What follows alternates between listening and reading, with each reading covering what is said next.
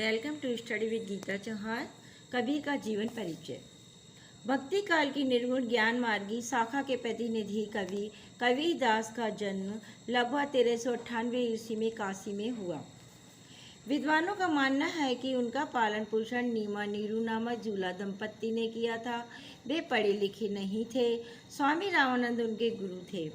उन्होंने साधुओं के सत्संग और अपने अनुभव से जीवन और जगत का अद्भुत ज्ञान प्राप्त किया था। कबीर मूल्यतः कवि नहीं अपितु सच्चे संत थे। उन्होंने धर्म की कट्टरताओं और संकीर्णताओं का खंडन किया। वे पुस्तकीय ज्ञान की अपेक्षा व्यावहारिक ज्ञान को श्रेष्ठ समझते थे। प्रेम के क्षेत्र में जाति पाति ऊंच नीच धनी निर्धन का भेदभाव उन्हें स्वीकार नहीं था।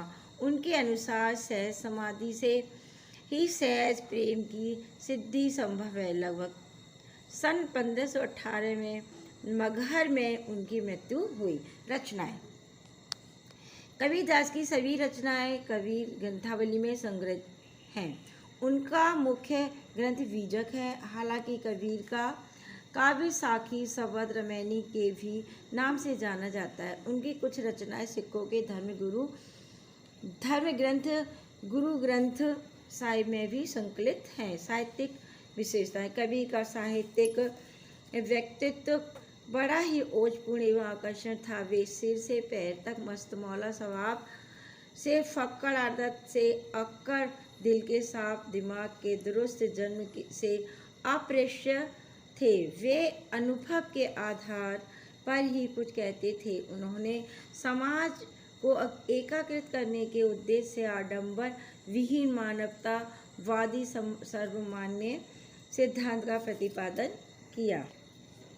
कबीरदास ने सामान्य बोलचाल की भाषा को अपनाया है। संस्कृत के तत्सम तद्भव शब्दों के साथ अनेक स्थानीय बोलियों के शब्द उनकी भाषा में सहज रूप से आ गए हैं।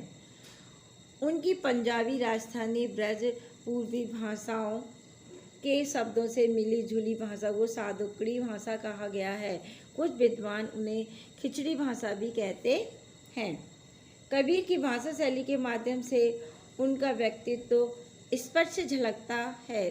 भाषा चाहे कितनी ही उबड़ खाबड़ रही हो, वह सूक्ष्म से सूक्ष्म भाव को भी अभिव्यक्त करने में सक्षम रही है। उनकी भाषा शैली की विशेषता के कारण उनको युग का क्रांतिदर्शी कवि भी कहा गया है। धन्यवाद।